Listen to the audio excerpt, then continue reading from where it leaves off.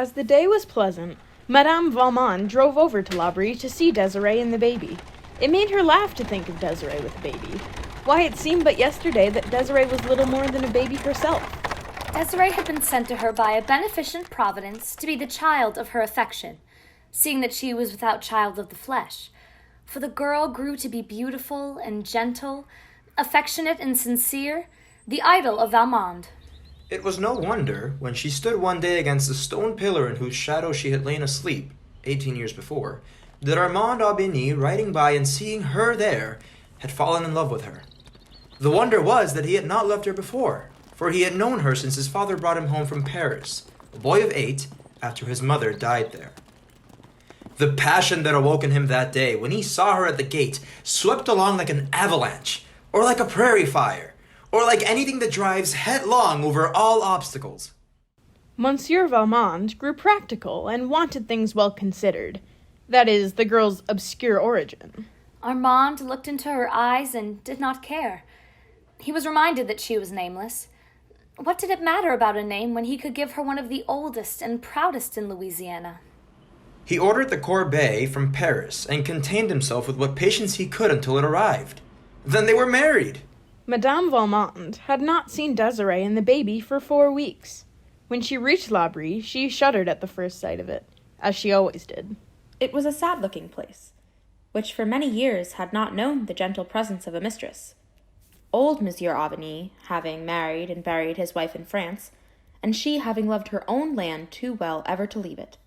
The roof came down, steep and black like a cow, reaching out beyond the wide galleries that encircled the yellow, stuccoed house. Big, solemn oaks grew close to it, and their thick-leaved, far-reaching branches shadowed it like a pall. Young Aubigny's rule was a strict one, too, and under it his Negroes have forgotten how to be gay, as they had been during the old master's easygoing and indulgent lifetime. The young mother was recovering slowly, and lay full length in her soft white muslins and laces upon a couch. The baby was beside her upon her arm, where he had fallen asleep at her breast. The nursewoman sat beside a window fanning herself. Madame Valmont bent her portly figure over Desiree and kissed her, holding her an instant tenderly in her arms. Then she turned to the child. "This is not the baby." I knew you'd be astonished at the way he has grown. The little conchon de lait. Look at his legs, Mama, and his hands and fingernails. Real fingernails. Zandrine had to cut them this morning. Isn't it true, Zandrine? The woman bowed her turbaned head majestically.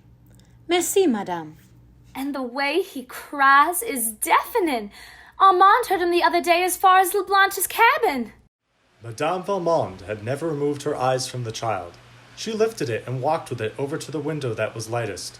She scanned the baby narrowly, then looked as searchingly at Zandrine, whose face was turned to gaze across the fields. Yes, the child has grown, has changed. What does Armand say? Desiree's face became suffused with a glow that was happiness itself. Oh, Armand is the proudest father in the parish. I believe chiefly because it is a boy to bear his name, though he says not that he would have loved a girl as well. But I know it isn't true. I know he says that to please me. And, Mama, he hasn't punished one of them. Not one of them since baby is born.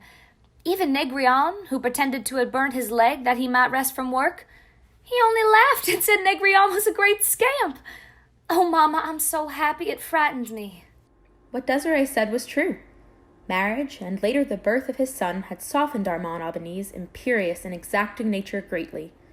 This was what made the gentle Desiree so happy, for she loved him desperately. When he frowned, she trembled, but loved him. When he smiled, she asked no greater blessing of God. But Armand's dark, handsome face had not often been disfigured by frowns since the day he fell in love with her. When the baby was about 3 months old, Desiree awoke one day to the conviction that there was something in the air menacing her peace. It was at first too subtle to grasp. It had only been a disquieting suggestion. An air of mystery among the blacks, unexpected visits from far-off neighbors who could hardly account for their coming. Then a strange, an awful change in her husband's manner, which she dared not ask him to explain. When he spoke to her, it was with averted eyes, from which the old love light seemed to have gone out. He absented himself from home, and when there, avoided her presence and that of her child, without excuse, and the very spirit of Satan seemed suddenly to take hold of him in his dealings with the slaves. Desiree was miserable enough to die. She sat in her room, one hot afternoon in her peignoir, listlessly drawing through her fingers the strands of her long, silky brown hair that hung about her shoulders. The baby, half naked, lay asleep upon her own great mahogany bed. One of Leblanche's little quadroon boys, half naked too, stood fanning the child slowly with a fan of peacock feathers. Desiree's eyes had been fixed absently and sadly upon the baby, while she was striving to penetrate the threatening mist that she felt closing about her. She looked from her child to the boy who stood beside him, and back again, over and over.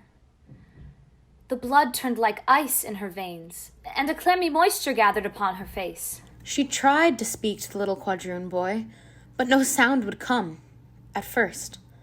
When he heard his name uttered, he looked up, and his mistress was pointing to the door. He laid aside the great soft fan and obediently stole away, over the polished floor on his bare tiptoes. She stayed motionless, with gaze riveted upon her child, and her face the picture of fright. Presently, her husband entered the room, and without noticing her, went to a table and began to search among some papers which covered it. Armand! She called to him, in a voice which must have stabbed him, if he was human. But he did not notice. Armand! She said again. Then she rose and tottered towards him. Armand!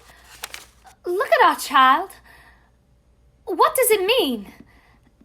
Tell me what it means. It means that the child is not white. It means that you are not white.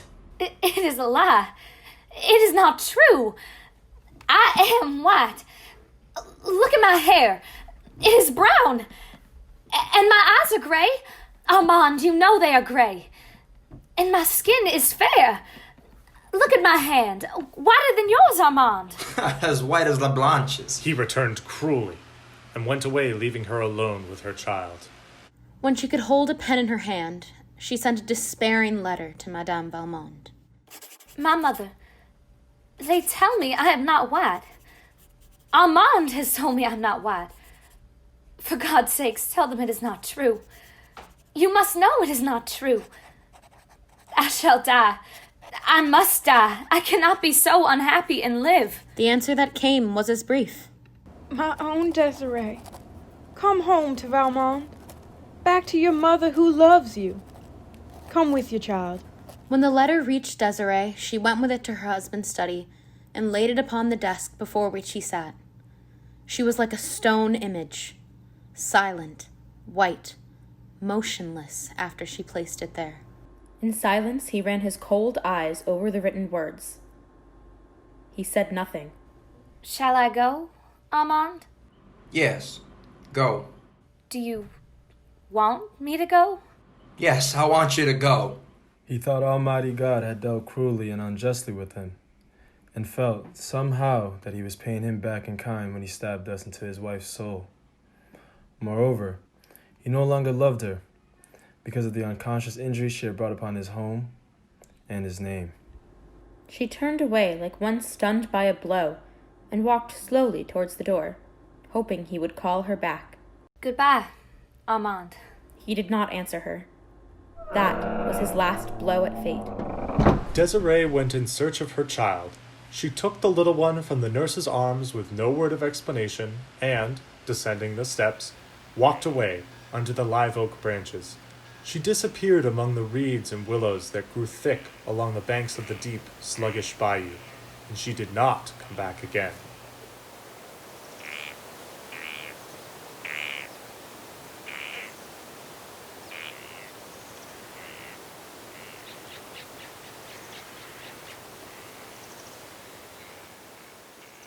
Some weeks later, in the center of the smoothly swept backyard, was a great bonfire at La Abri. Armand Aubigny sat in the wide hallway that commanded a view of the spectacle, and it was he who dealt out to a half-dozen Negroes the material which kept his fire ablaze. Laid upon the pyre were silk gowns and velvet and satin ones added to these. Laces, too, and embroideries. bonnets and gloves, for the corbel had been of rare quality. The last thing to go was a tiny bundle of letters, innocent little scribblings that Desiree had sent to him during the days of their espousal. There was the remnant of one back in the drawer from which he took them, but it was not Desiree's. It was part of an old letter from his mother to his father. He read it. She was thanking God for the blessing of her husband's love. But, above all, night and day, I thank the good God for having so arranged our lives that our dear Armand will never know that his mother, who adores him, belongs to the race that is cursed with the brand of slavery.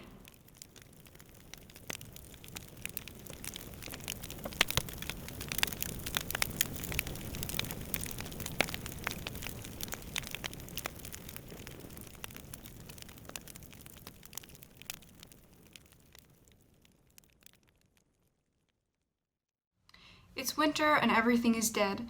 My hope, our love. I loved you so, but you told me to go. Leave, you said. I don't know what's become of you. You seem to have lost your head. I am nothing but a fool. For you, I'd do it all over. It's spring, I am alive. I don't know how, but baby boy helps the days pass on by. Everything is new again. It's just now warm enough to open up the windows. It's just now good. The air, crisp. Flowers blooming. It's summer, hot, and sweat sticks to my back. He's getting bigger, and he giggles all the time. He looks like you. It's fall. The leaves change color, and while everything is dying, I've never felt more alive. Desiree, there's something I'd like to discuss with you.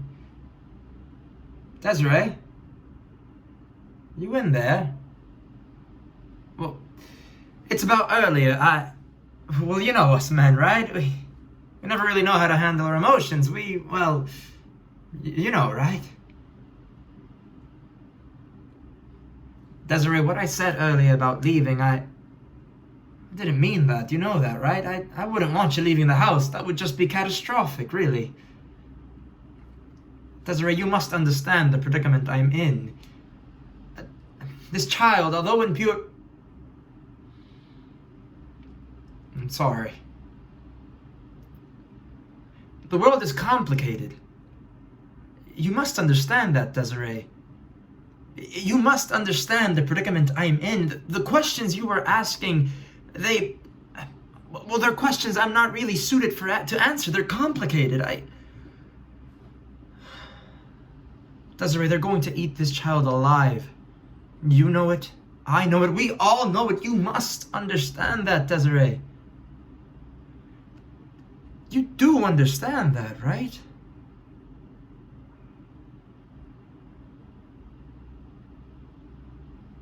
This silence is so peculiar. You must be feeding the baby. Child, why are you not crying? Is anyone in there? Please, for God's sakes, answer me.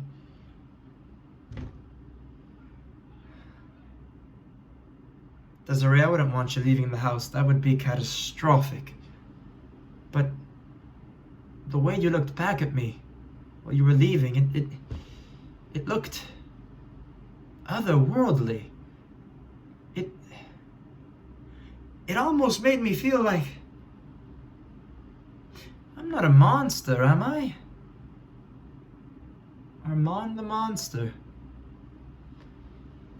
Desiree!